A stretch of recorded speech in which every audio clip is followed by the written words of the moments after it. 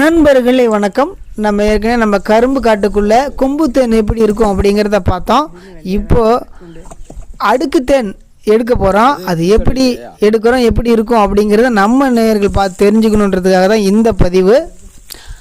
இதை பொந்து தேனு பொந்தில் கட்டுறதுனால சிலர் பொந்து தேனுன்னு சொல்கிறாங்க. நம்ம அடுக்கடுக்காக இருக்குது. அதாவது ஒன்று மேலே ஒன்றா அந்த தேன் குண்டுகள் ஒன்றுக்கும் மேற்பட்ட நிறையா தேன் குண்டுகள் ஒரே இடத்துல கட்டும்போது நாம் அதை அடுக்கு தேன் அப்படின்னு சொல்கிறோம். அது எப்படி இருக்கும், அது எப்படி நம்ம தேன் எடுக்கிறோம் அப்படிங்கிறத தெரிஞ்சுக்கணுன்றதுக்காக நம்ம நண்பர்கள் இந்த பதிவை பதிவிடுறேன். இப்போது நம்ம நண்பர்களோட இந்த தேனை கலெக்ட் பண்ணிகிட்ருக்கோம். இப்படி தாங்க அந்த பூனை இருக்கும். எடுக்கும்போது நீங்கள் ரொம்ப கவனமாக எடுக்கணும், இல்லைன்னா தேனீக்கள் நம்மளை அட்டாக் பண்ணிடும்.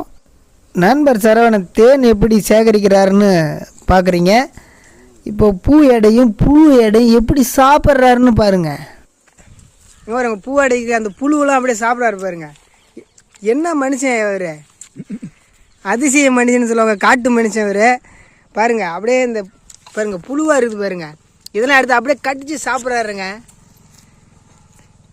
சாப்பிட நிறைய மெடிசன் வேல்யூ இருக்குங்கிற, உடம்பு ஆரோக்கியமாக இருக்கிறதுக்கான சீக்ரெட் ரகசியம் அப்படின்னு சொல்கிறாரு. கேட்டால் புழுவாகவே அப்படியே மென்று சாப்பிட்றாரு பாருங்க.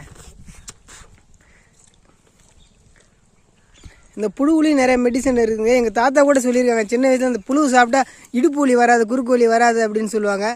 பாருங்கள் இந்த மனுஷன் எப்படி சாப்பிட்றாருன்னு.